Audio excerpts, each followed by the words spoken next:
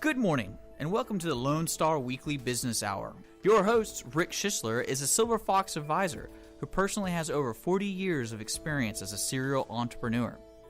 So sit back, pull out your pad and pencil, and get ready to take notes as we join Rick Schissler in his Lone Star Weekly Business Hour.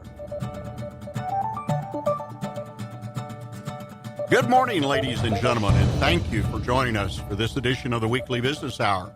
This is Rick Schissler, your Silver Fox advisor and your host for the Weekly Business Hour. Well, let's get started with today's show. First, we're going to start with our thought for the week. That's passion. Then a quick check-in with Dick on the business of Lone Star. And then we have a special guest here today, Thom Bolsch, the owner of Saddle River Range, will share with us the story of his new business and also talk to us about a very special recognition his business recently received. So sit back, get ready, pull out your pad and pen, and let's get started. First, a reminder, if you have a question during the show or even after the show or or have a comment to make to me, please email me. My email address here at the station, Rick, R-I-C-K, at irlonestar.com. Look forward to hearing from you. The thought for the week,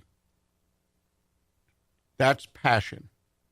Passion is an important part of starting a business, in my opinion. In fact, the most successful businesses, day in and day out, year after year, are the ones where the folks who started those businesses had a tremendous passion along with some other characteristics when they started the business.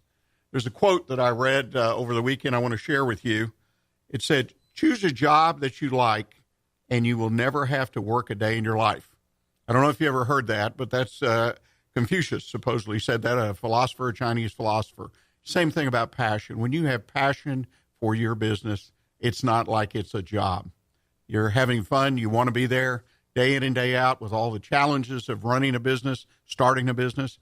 It just makes it easier. Question is, why do you need passion to be in business for yourself? Well, I just touched on that. When you're in business for yourself, as you well know, if you're in business currently, or if you're going to start a business, you're going to find out, the passion can help you get over those bumps in the road. Every new business, every business, even if it's mature, is going to have bumps. Even if you're well prepared, well disciplined, and well funded, you're still going to have some bumps.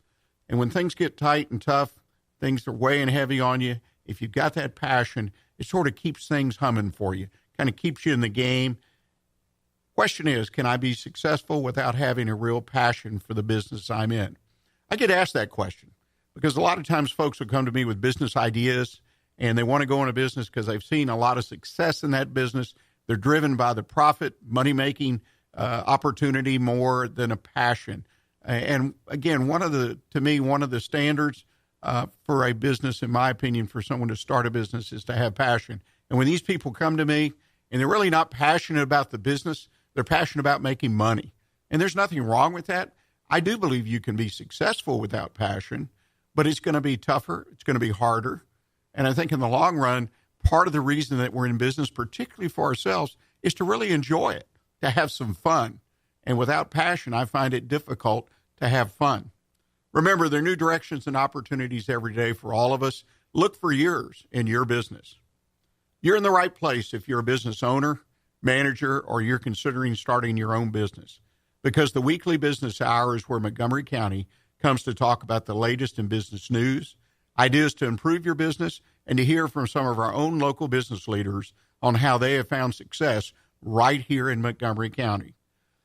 Quick reminder, Facebook. We're on Facebook, the Weekly Business Hour. Appreciate it if you go on there and like us. That way you'll get the alert every week when the show has been posted, and you can listen to the podcast if you so choose to.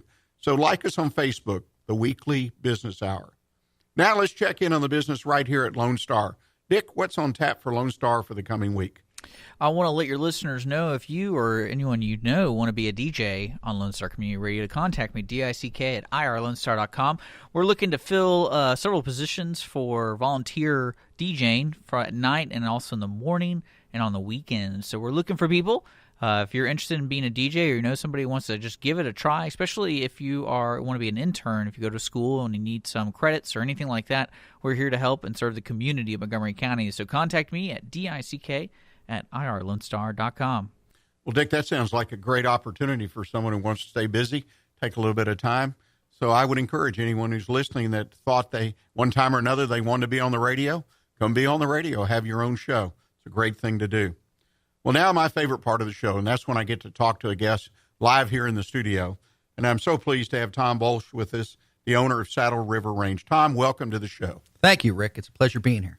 Well, Thom, just to start off, I always like to introduce my guest to the audience. Tell us what Saddle River Range is all about.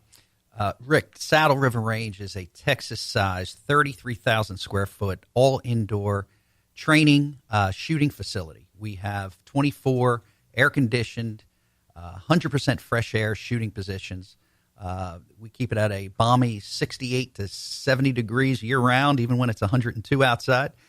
We have 20 archery positions. We also have a full retail store, almost 5,000 square feet of retail where we sell bows and arrows, of course, and guns and ammo and all the accessories you may need. We have a training simulator, so we can do some very high-speed training exercises for those who maybe have never shot before or those that really want to be challenged by some of the exercises that we put our law enforcement through, shoot, don't shoot situations and stuff like that.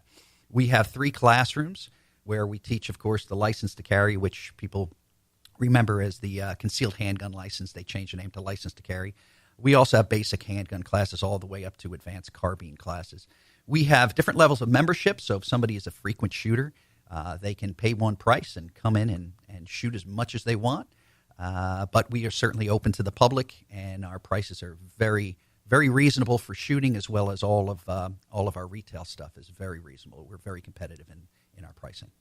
Well, you know, one of the things, Thom, and I shared this with you when we were visiting a bit ago, you've got a beautiful facility, and that was from my real estate point of view.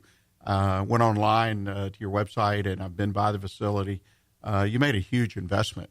Is this for competitive reasons, or what drove you to make that level of investment in your business? Well, I'll tell you, I did a lot of research to find just the right look and feel. I wanted it to look very Texas, but I opted for a more softer Texas look because the number one demographic of first-time gun purchasers and people who are looking for training now are women. Women are the number one demographic right now. So even though I wanted it to have that Texas feel that everyone loves with the wood and the stone, I wanted it to soften it down a bit, and I think we achieved that pretty well. The advent of the internet has really helped because this is a new thing that's opening up all over the country. The press has been kind enough to label gun ranges like this country clubs, taking off on the country club feel, and that's the feel you get when you walk in. It's not the range down the street that everyone knows about. It's not the range that you've been going through to since your grandfather took you to shoot for the first time. We really spent the money on the safety end of it as well as the health end of it. So when I mentioned earlier 100% fresh air system, that's it. We pull air from the outside, we air condition it, we send it down range, and we never use that air again because that is the safest and healthiest way to do it. As we know, when you shoot guns, particles come out, and those particles are not healthy to breathe. Even potentially lead. So to get that air away from the respiratory zone of the shooter as quickly as possible and get it away is the way to do it, and that's what we opted to do. Well, you really have made an investment in to start a business off in the right way. I can't say enough good things about what at least one sees when they come to your business. Yeah, we really tried to make it appealing, not just in aesthetics, but in everything we put into it. And again, going back to the safety and health, that was the most important part. We really want to make it a destination. When I grew up shooting, it was you go to the range, you pack up your bags, and you go home.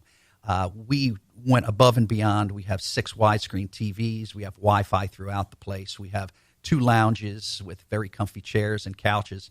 Every Saturday, Sunday, we got the football games on. So when you're done, you can come and get a sandwich at our cafe or a cup of coffee in our cafe and just watch the game and socialize. We really want to make it an experience where people come and use the facility for many things. We have lots of different events that go on. People are hosting their birthday parties there. We have kids' birthday parties. We have retirement parties. We've had a number of charity events there. So it's a multifaceted place.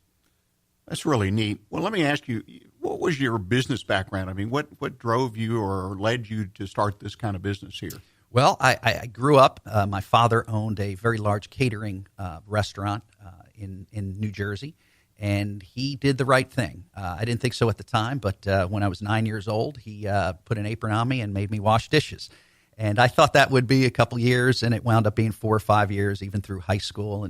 And once I mastered it, then he let me graduate to other areas. So I went to chef's helper and busboy and waiter and bartender, and went all the way up to managing the restaurant for him, which was the way to learn a business, any business, to learn it from the bottom up. I went to college in New York, and I got a business degree. But it wasn't about my junior year, I realized that I loved history, and I loved my country, and I loved political science, and I loved everything about this country. And I thought, how can I give back? How can I work for my government? And I started applying to different law enforcement agencies. And the long and short of it is I went to work for the U.S. Secret Service. And they selected me, and in 1989, I signed up and got on board and went through the training academy, and I loved it. Had a 25-year career with them, retired just a couple years ago, and one of my stops was in our training division, where I would teach all the recruits coming to the President's detail about protection and gun handling and tactics. And when I was up for retirement, I said, well, how can I parlay that into a business? And it first hit me, of course, as a training academy. Maybe I could teach civilians what I know from the government and from the Secret Service. And then after doing some research, I said, well, maybe a training academy with a range. And then discovered all these other ranges popping up that were very comfortable and very nice and very posh. And that's where we came up with Saddle River Range. Well, that's a very interesting way to get in business, I'll tell you. Yeah. They got all that training early on, like I did, which I really appreciate that part of your story. Got your college degree, and then you went to work, in this case for the government, obviously getting a lot of training, and then you just sort of took it a little further on your own. I mean, that's a wonderful business story. Well, ladies and gentlemen, we're at the time where we need to take our first break. Please stay with us. When we come back, we're going to talk with Thom a little bit more about his business and this recent special recognition that his business received. So please stay with us. Are you planning on growing, expanding, or possibly selling your business? All of these business opportunities require developing strategies and setting goals in order to achieve success. Providing specialized consulting in these and other key business decisions is what Silver Fox Advisors have been doing since 1986. Let us help you today. Call us at 713-343-3718. It might be the most profitable call that you ever make. You are listening to the Weekly Business Hour, and this is Rick Schissler, your Silver Fox advisor and the host for your show. Well, today we're having a conversation with Thom Bolsch, who is the owner of Saddle River Range. And when we went to break, Thom had just shared with us his wonderful business story and how he got to the point to open Saddle River. And one of the things, Thom, is the next step in the story, you've got an anniversary coming up. Tell us about it. We do. November 21st is our one-year anniversary, and we're really proud that we're at that point. It flew by. I can't believe how quickly 1 year went by. We have a lot of great things coming up this weekend. So the 19th, 20th, and 21st, starting on Friday, lots of specials, door prizes, different promotions, even Black Friday early sales. So I would ask everyone to come out and take a look at what we have for everyone, and blow off the dust on some of those guns you have, and let them rip. We have plenty of rental guns if you don't have any guns and never shot before, or you're an expert. Come on out. Well, that's a great invitation. Again, I'm a big believer, as I told you, in celebrating anniversaries. It's good for the business. It's good for the folks who work for you, and obviously good for the customers who come to your business to do business with you. So, again, happy anniversary to you. Thank you so much. Well, let's talk about competition. You and I touched on that earlier before we went on the air. There's a certain amount of competition, and I see when I go to your facility, like you pointed out, when you put your plan together, there's, the ranges you go that have been there for 20, 30, 50 years, and you're in a total different class. How do you compete? I mean, what do you sell to people that makes you different? Well, I'll tell you, you mentioned the word competition. I'm one that believes that competition is good. Competition is healthy for not just the consumers, but for a business owner. Because what my business does is, if I can make other businesses in the area better because they have to compete with me, I think that's the way to go. I'm obviously competing with other people as well. So it keeps prices low for people. It keeps, like I mentioned about the air handling system I have, From what I understand, one of the ranges in the area is putting in an entirely new air handling system. So that's great. So the customers that go shoot up there, now they can hopefully shoot in a much cleaner, safer environment as well. The difference between us and some of the older, more local ranges here is that we did take it to that next level of customer service as well as the more nice amenities in the place. Before I opened up Saddle River Range, I would go to all the ranges here, and I would shoot, a couple times a month and go up there, and I enjoyed it very much. But I knew they were missing something, and that's where my mindset of making it a destination came in, and that's kind of what sets us apart. We have to be very competitive on pricing. You had mentioned that we have quite a bit of an investment monetarily in the facility, and we certainly do, and we will recoup that. But we also try to keep our prices reasonable, that we are competing with everyone else. We want people to come in and go, wow, for such a nice place, it has great prices. And we all do it. We see a beautiful restaurant that just opened, and we all look at it and go, wow, that must be expensive. We know that when people come in, they're pleasantly surprised with our prices because they view us the same way as that real nice restaurant that just opened. And when they come and look at our menu, they're very pleased with our prices. Well, one of the things that I like to talk to people because, the business environment is changing so fast these days, whether it's technology, we see that changing so fast. But what is the key to success in building your business today? What do you have to do to build your type of business? Well, it's funny. The gun business is a strange business, and going back in history, people used to view it as all old white man sport, hunting and shooting, and it has really branched out. I mean, inner cities, the people that live in the inner cities now are enjoying the shooting sports, both archery as well as the firearms. And just to broaden our base, to get people out, to introduce them to a sport. And it truly is a sport. People, we were talking a little earlier, Rick, that I grew up on the East Coast. And the East Coast of the United States is, other than a few very pro-Second Amendment states, for the majority of the states are very anti-gun. But here in Texas, it's a culture. It's a whole way of life that we grew up with guns, and we cherish our guns and our shooting sports. So you have to change the mindset of people, whether they moved here from somewhere else and they come in Texas. So everyone already knows Texas is a pro-gun state. So when they come in, they're kind of looking for that. And a lot of people come into to Saddle River Range very apprehensive if they've never shot before or they come from another state.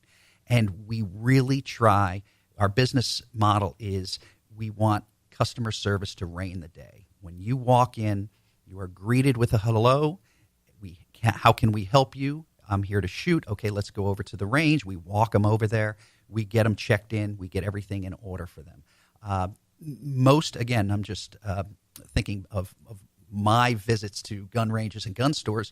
That was never the case. And it really started when I moved to Texas and I wanted to get my wife into the shooting sports. And I brought her out shooting a few times to 4 or 5 different places. And I remember saying, hey, hon, let's go out shooting this weekend again. And she said, yeah. She wasn't real interested. And I said, why? You're doing real good. You're getting your grouping down. And she said, it's not the shooting. I like shooting. It's the places we go to. They don't treat you very well, especially women. So that's when the light bulb really went off in my head. And I said, we really need to focus on customer service when we open this up. And we do. And we get so many compliments on my staff and just how kind they are, how thorough they are. All the people that work on the range side of the house, they're either former law enforcement or former police officers. That's the way I want it. They have the experience. But you have to temper them a little bit because learning how to shoot the right way in law enforcement and in the military, you learn from drill sergeants. You learn by being yelled at the shooting range. Well, we certainly don't do that. We do it with kindness. We're quick to adjust safety problems, but we're firm, but we're polite about it. Well, that's interesting. Another thing I think that your business, and I want to talk about here in the time we have remaining, is the fact that your business has gotten involved in the community. And that's one of the things that you and I discussed that when I advise or mentor a business, I always put that down on the list that we need to get involved in the community. And you got involved with something called the Texas War Memorial. Share that story with us if you could. What a great organization. How the story starts was about a year ago, Governor Abbott signed a bill that said if you can go and raise private money to build a statue to honor the men and women who fought in the global war on terror. He will get it where they donate the land on the Capitol grounds for that monument. So we went to work to try to raise those funds. We had to raise $500,000. So the last event, they approached me and asked me if I would do an event at Saddle River Range. Once I saw the monument and how beautiful it was and the cause, I was in full lock, stock, and barrel. So on August 31st, we had this event, and it was magnificent. What we did was we sold tickets, and we called those the VIP tickets, and we had 160 people show up. And for every 3 VIPs, we partnered them up with a warrior, somebody who fought in the global war on terror, who have incredible pedigrees. Then we had them go to shooting events. We had them shoot a handgun course, a rifle course. We sent them to the simulator, so they got to shoot zombies, and we scored them on all the stuff. And then the wild card for all these warriors especially was we made them shoot archery. And a lot of them had never held a bow before. And then we totaled up their scores, and whoever won, we gave prizes to. But we were supposed to raise between $40,000 and $50,000 that night alone. We raised almost $70,000. And it was a very humbling event, and we are now done with raising money. The monument is being constructed right now, and the dedication ceremony in Austin is scheduled to happen on September 11th of 2017. So we are very proud of it. What a fantastic event. Great recognition for your business, great involvement for you and your employees. Yeah. Going forward, as we've got a minute or two left here, what does the future hold for you and your business? Well, I'd really love to open up a few more Saddle River ranges, and each one having a different little feel to it. One of the things I contemplated putting into Saddle River Range here in Conroe was a 100-yard shooting range, and we just didn't have the land or the resources to do it. But maybe the next one will have that 100-yard shooting range, so somebody can come and obviously zero their rifle for hunting season, or just people like to shoot long distance. I also, what I mentioned before, I have a passion for training. So maybe the next one or the third one will have a shoot house, a simunition shoot house, where we could really focus on training. And then maybe even put a full restaurant in one of them. There are ranges that are popping up around the country that not only have full, 5-star restaurants right inside the range, but they have full bars in there. I didn't want to go the direction of serving alcohol in a gun range. But there is a proper way to do it, and of course that proper way to do it is come and shoot, secure your guns, and then if you want to have a drink, you could have a drink. So as long as we can make sure that goes smoothly and safely, I don't see a problem with it. It's just not something I wanted to bite off on this one. Yeah, that's one thing I was taught growing up. Don't mix guns and alcohol. That was one of the primary rules. Absolutely. Once those guns are secure, though, if you want to have a libation, have at it. Well, it's interesting, and as you talked about the market, it seems like you've got expansion on your mind. So you see the growth in this area, the Montgomery County, I guess Harris County, the greater Houston area. You see the potential grow your business in this area? I do. Of course, the energy sector has been down for the last year or two, but it is going to come back, and I think it's going to come back with a vengeance. And the one thing that, even though the energy sector is down, especially in the Woodlands area, we have made it up with the medical sector. All these hospitals opening up. It really is a great plan of growth, and they're really controlling the growth up here in Conroe as well as the Woodlands. And I think it's just going to keep booming. And, I don't want to open up the next one so close to Saddle River that I'm competing with myself, but I think within 15, 20 miles of each other would be a good way to do it, especially because, like I mentioned, they're going to have a different flavor. So if you're a member of one range, you can go to the next one and have all the amenities there as well.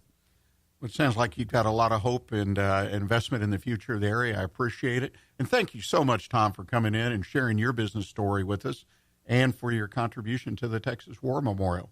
Thom, if people wanted to find Saddle River Range, where do they go?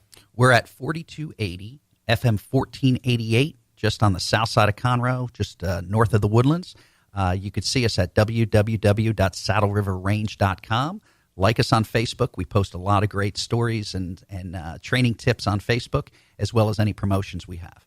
Well, thank you again so much. And ladies and gentlemen, we're going to take our bottom of the hour break. And when we come back, I'm going to share with you some tips and ideas that you can use in your business today.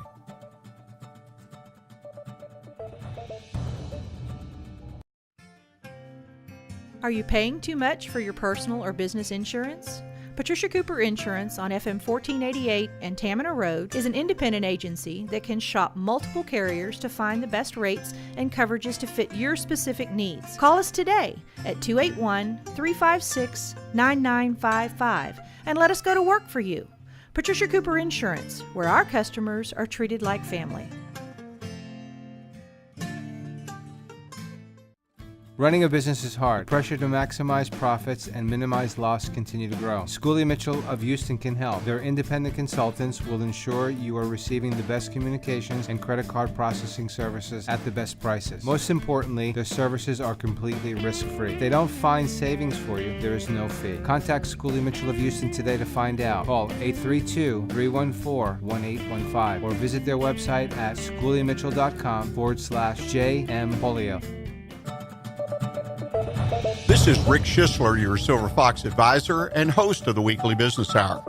We're going into the third segment of our show today, and I'm going to talk about some ideas that I hope you can use in your business today. And the first one is drug testing in the workplace.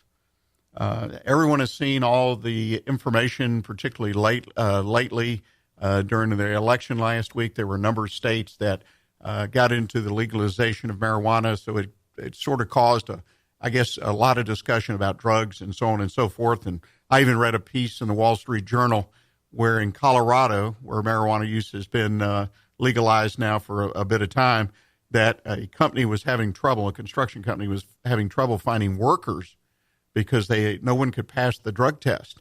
And they were having to basically, if you will, import workers from out of the state. So drug testing for many businesses, if not all businesses, is a very, very important thing in your business, and I wanted to give you a few pointers on this. Compliments of Matt Holtz, who's the president of PaySphere.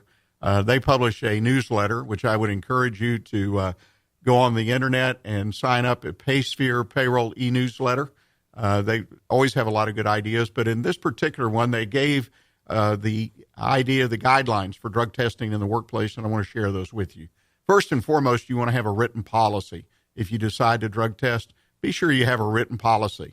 There's some policies out there that you can find on the internet, or better yet, talk to your legal counsel, because the idea is that you have to inform someone what you're going to do.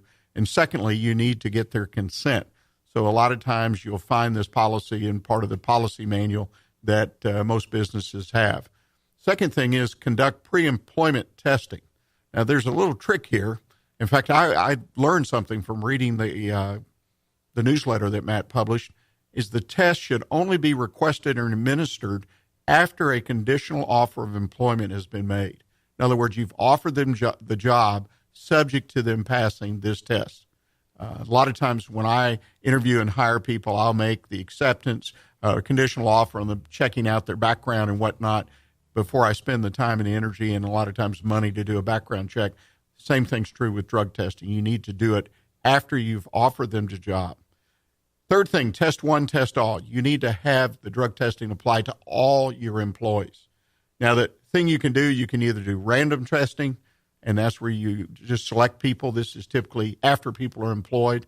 I ran a business one time where drug use could really be proved to be fatal. If somebody was under the influence, they had opportunities, because we're in a manufacturing facility, to really injure or hurt a fellow worker or themselves. And so we conducted on a quarterly basis random drug tests. What happened is we used a company to provide those tests, and they had a computer algorithm that ran and selected people at random. So the whole thing was totally random, and we could prove it was random. The other way you can drug test besides pre-employment and random is reasonable suspicion. Now, this one gets a little tough, and this definitely has to be in your policy manual, where if you suspect someone because of the way they're behaving and so on and so forth in the workplace, something's unusual. But be careful here. Be sure you have it spelled out when you can test people if you're suspicious. Comply with state law. That's something that you need to check on. Laws are always changing. They're like everything out there in business. They change constantly. We're blessed here in the state of Texas, the fact that they only change every 2 years, so they're a little easier to keep up with. Maintain confidentiality. Be sure that, like any policy, that you maintain confidentiality of the information when you collect the samples and so on and so forth. It's good to find a good company to help you with your drug testing and make sure they have the kind of policies that will maintain confidentiality. Also, one thing you might want to consider, depending on what kind of business you're in and what your culture is in your business, is a last chance agreement, LCA. Fact is that if you test someone and they don't pass the test, in some cases you may be faced with letting go a key employee, someone who has done a great job and just made a mistake. But with the last chance agreement, you have the opportunity for you and the employee to have a second chance. But this, again, should be spelled out up front in your policy manual. It's something you address at the time that the person is tested, and if they test positive, you can agree that you will give them a second chance. But if they're test positive again, they will be gone in a flash. So very important. Put this together, put it in your policy manual. And I don't know that there's a business out there that doesn't need to consider drug testing, particularly if you're in some type of manufacturing, service, repair business. It's just too dangerous to let people work if you're not quite sure of what their condition is. Next item I want to do is talk about a little bit is the update in the residential markets around Montgomery County. If you don't see it, and this particularly applies to those of you who are in the Main Street or retail businesses, you have a store or stores in the area, you've got to stay up, in my opinion, not only for the short term, but for the long term. Where is the real estate developing? Commercial, yes, but particularly where are customers? Where are they going to live? Where are the homes being built, apartments being built? And there's always trends, certain parts of town, certain areas of the county. And I just wanted to give you an update on 3 that I came across in some reading last week. Pulte Homes, which is a national developer out of Atlanta, is developing a 96-acre tract just west of Conroe that'll have 400 homes in it. This is called the Woods of Conroe, will be located at Sap Road, just off Texas 105, near past the San Jacinto River Bridge. This is entirely a development for Pulte. It's a beautiful tract, wooded out there, and they are going to have, like I said, about 400 residential lots when it's completed. First homes are expected in spring of next year. Darling Homes and Village Builders have opened their first model homes in the Grand Central Park area, if you haven't noticed, luxury homes, patio and townhomes. So that development, Grand Central Park, is going to be a huge development for the Montgomery County area and located at Interstate 45 and 336. There'll be a lot of businesses. They'll have a huge commercial area. So if you're in the retail business, the storefront business, this is an area to possibly consider a location, either moving your business or opening a second location. And then Wood Forest is developing itself, got a lot of land still to develop, but they have a particularly interesting part that's coming online called Pine Island. This neighborhood is for luxury homes. The estate district of Pine Island has homes that start, and get this started, $1.5 million. Have several builders, Sterling Classic, Tipler Design is in there, Jeff Ball. These are really custom homes that are being built. By description, they build the basic home and then leave 500 to 1,000 square feet that you can customize if you want, in addition to the basic home. So there's a lot of development going on around town, and you need to keep up with it. It's very, very important, again, if you're in the retail business or Main Street business, because today's world, you just can't build a location in one place and stay there for 50 years, and that's it. I think you're going to find that traffic patterns change, neighborhoods change, just like technology changes. Maybe not as quick, but it changes. And your business used to be you could build a location, say, in downtown, and it would be good forever, for 100 years. But that's changed, and you have to change with the times, not only within your business, but in your location. So if you are going or intend to keep your business going, have your eye open, pay a little bit of attention to what's going on with the highways, which I try to bring you information about the highway situation.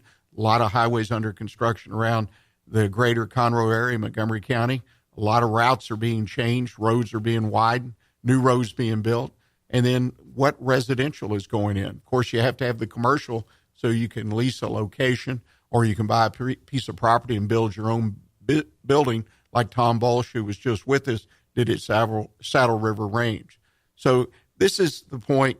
Keep an eye on the local real estate market.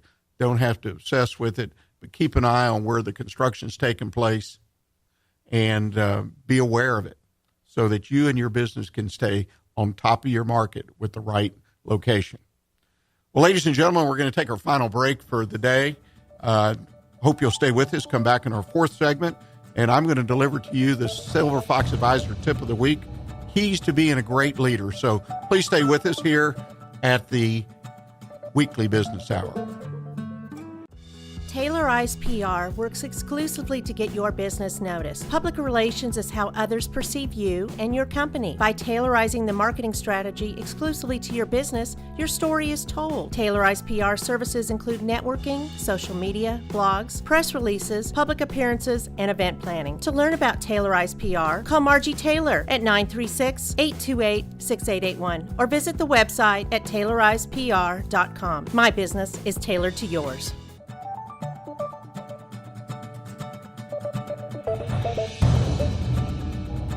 You are listening to the Weekly Business Hour, and this is Rick Schissler, your Silver Fox advisor and host of the Weekly Business Hour. Here in the final segment, I always like to give you a Silver Fox advisor tip of the week. And this week, I'm going to give you a tip based on some information, a story that appeared recently in the Silver Fox Advisor monthly newsletter.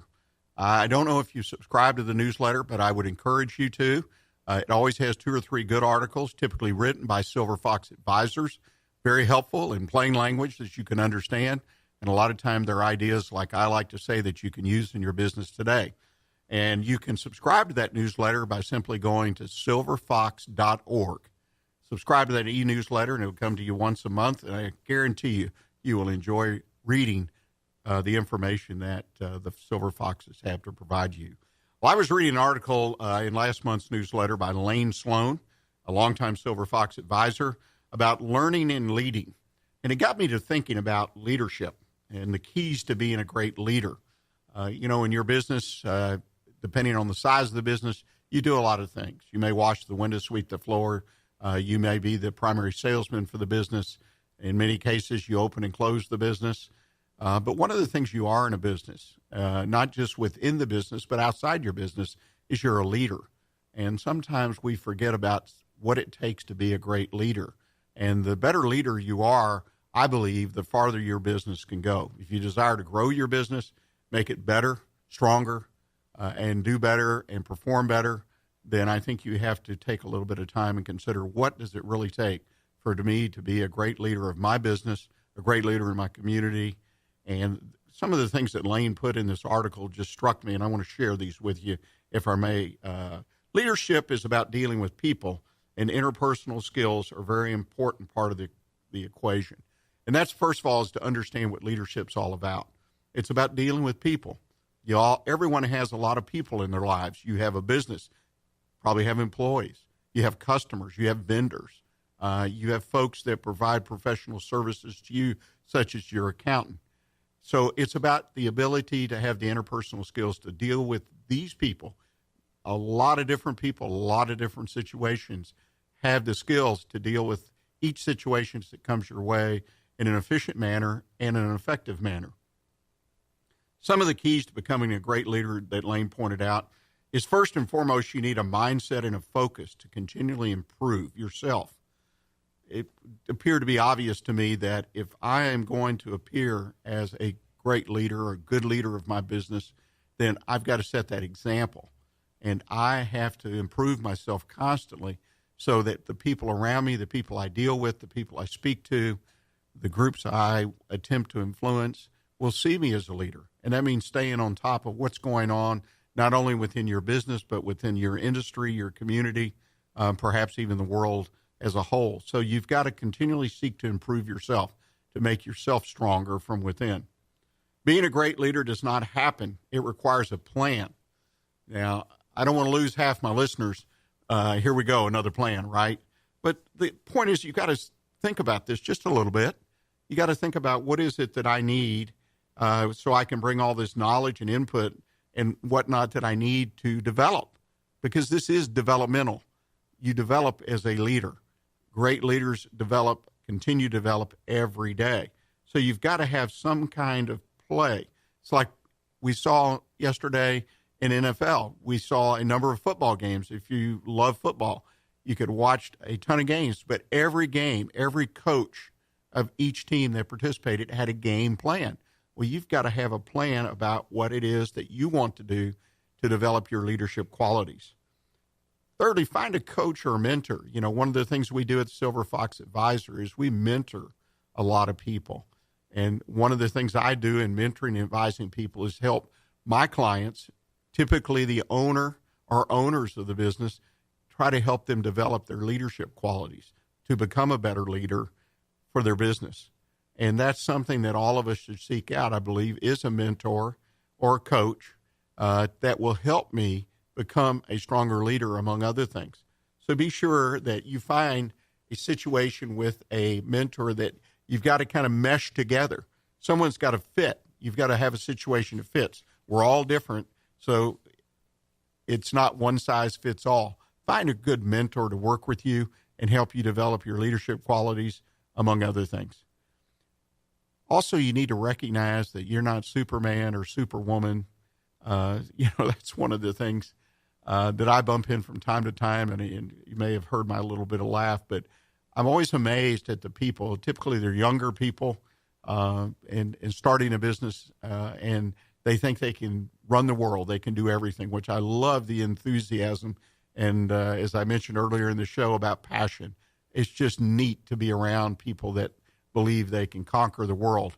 But you got to be careful, because if you get that Superman, Superwoman complex, as I like to say, you just lose track. You lose your way, and you may have the game plan to build a great business.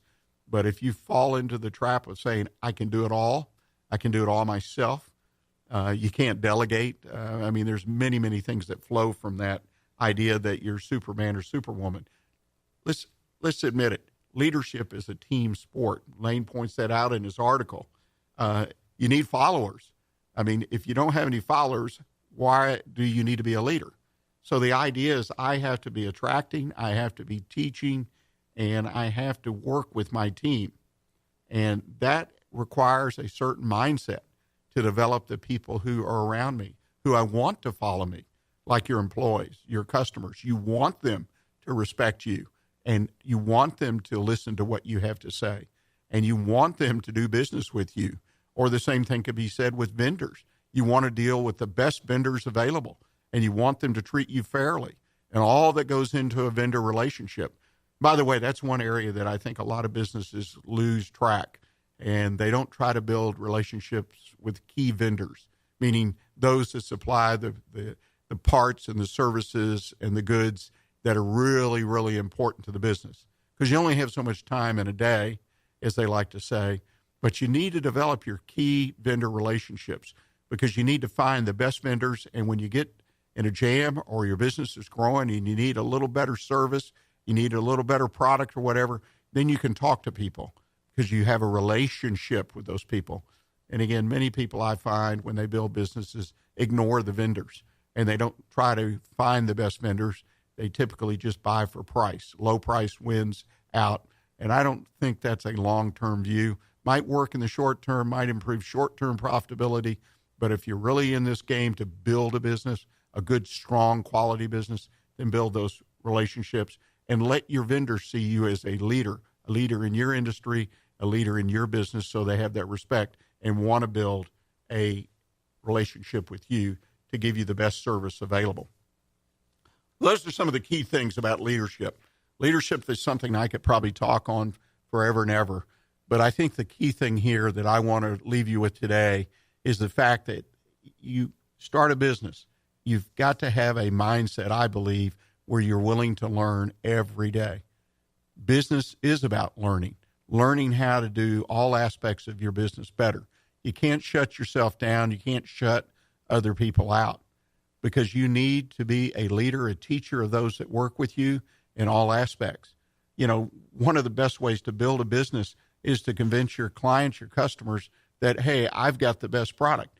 If you heard the first part of the show with Thom Bolsch, Thom has built a shooting range, Saddle River Range, and he's put a lot of quality into it. If you go to the website, you go to the location, if you're a shooter, you're going to see that he has taken the road of building a high-quality business, invested a lot of money compared to the others in his industry, at least in this area. So he's competing on the quality, on the experience. Actually, he's building a community, and he is showing some real leadership. They're at their first anniversary, which is a great place to be. But that's a great example, I think, of what you do with your business. Now, you may decide to compete more on price. That's fine, because we've talked about the different levels of marketing and where you want to compete. But wherever you decide to compete in the market, you have to decide to become a leader within your business and perhaps the leader in your market. That's a great place to be. Sometimes it can be a little bit dangerous, but to be the best in your share of that market, whether you're the low-price guy or you're the highest quality, provide that great experience, seek to build that community like Tom's doing with his business. They're all levels in a market, and different people will subscribe. Different customers will be attracted to different parts. But all in all, at the end of the day, you've got to be a leader. So, ladies and gentlemen, I'll leave you with this today. Seek to do what's best for your business and always focus on what's best for your business. I would encourage you to visit our website at irlonestar.com. The site's been updated recently with the new FM 106.1 and 104.5. So there are a lot of neat things to see and a lot of connections to be made on irlonestar.com. As we close the show today, I want to give a big Lone Star thanks to our sponsors, the different people who have sponsored this program over the years. And remember, you too can sponsor the Weekly Business Hour. All you need to do is contact me, Rick, R-I-C-K, at irlonestar.com for details. Look for the podcast of today's show on the Weekly Business Hour page of irlonestar.com or our Facebook page later in the week. Until then, stay engaged this week. Keep your focus on what counts in your business. And next week, we'll have a great guest, some great tips and ideas that we'll offer you. So please tune in next Monday, the Weekly Business Hour from 11 to 12, right here on irlonestar.com and 104.5 and FM 106.1.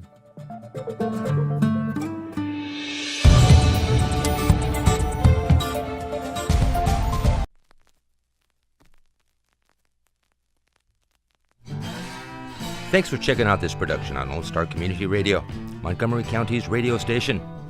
For more information on this show and other shows on Lone Star, check us out online at irlonestar.com. If you're interested in sponsoring a program on Lone Star Community Radio and reaching the local audience of Montgomery County on FM, internet, and TV media, please call 936-647-5747 or contact us online at irlonestar.com. This recording is a Lone Star Community Radio production, produced by the show host and Dick Schissler of Lone Star Community Radio.